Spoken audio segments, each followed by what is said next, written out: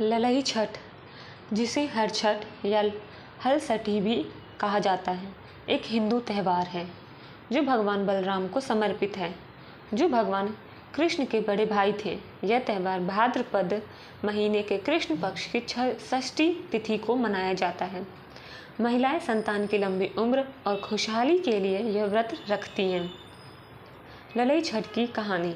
इस व्रत से जुड़ी कई कहानियाँ प्रचलित हैं, जिनमें से एक प्रमुख कहानी एक ग्वालिन की है। ग्वालिन की कहानी। प्राचीन काल में एक ग्वालिन गर्भवती थी और उसका प्रसव काल निकट था। वह दूध दही बेचने जा रही थी, लेकिन रास्ते में उसे प्रसव पीड़ा होने लगी। उसने एक झरभेरी के पेड़ के नीचे बच्चे को जन्म दिया और फिर दूध दही बेचने चली गई।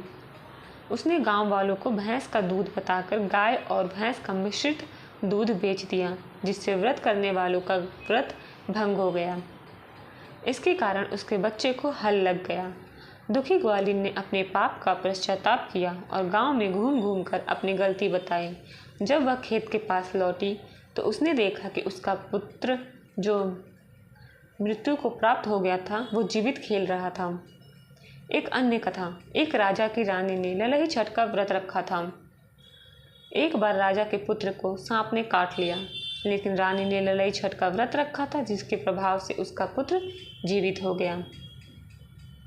द्रौपदी की कथा। एक कथा के अनुसार जब पांडवों ने अपना सारा राजपाट जुए में हार गए तो द्रौपदी ने ललई छठ का व्रत रखा, जिससे उन्हें उनका राजपाट वापस मिल गया। ललई छठ का महत्व। यह व्रत संतान की लंबी उम्र और खुशहाली के लिए रखा जाता है। यह त्यौहार भगवान बलराम को समर्पित है, जो किसानों के आराध्य देव हैं।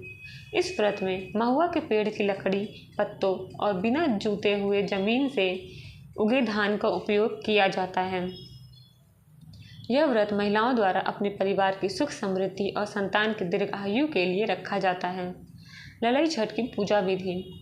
व्रत करने वाले महिलाएं महुआ पेड़ की डाली का दातुन करती हैं, स्नान करती हैं और फिर पूजा करती हैं।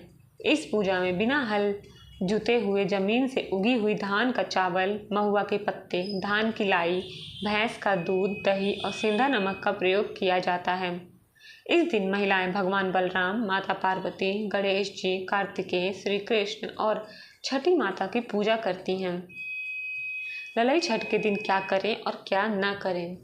इस दिन महिलाएं बिना हल जुते हुए जमीन से उगी हुई चीज़ें खाती हैं और भैंस का दूध, दही और घी का सेवन करती हैं। वे महुआ के पेड़ की लकड़ी, पत्तों और बिना जुते हुए जमीन से उगे धान का उपयोग करती हैं। वे इस दिन किसी का अपमान नहीं करती हैं और झूठ नहीं बोलती हैं।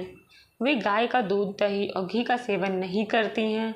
वे प्याज और लहसुन का उपयोग नहीं करती हैं। धन्यवाद।